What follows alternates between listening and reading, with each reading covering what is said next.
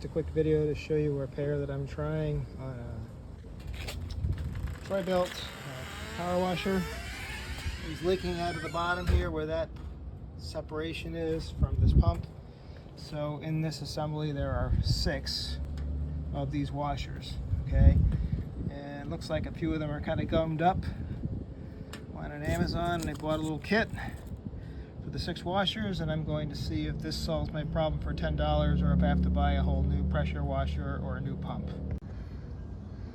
So I'm now securing the brass assembly back to the pump with an Allen wrench, and I'll tighten it up and we'll see what happens. Okay, moment of truth. Let's fire it up and see what happens.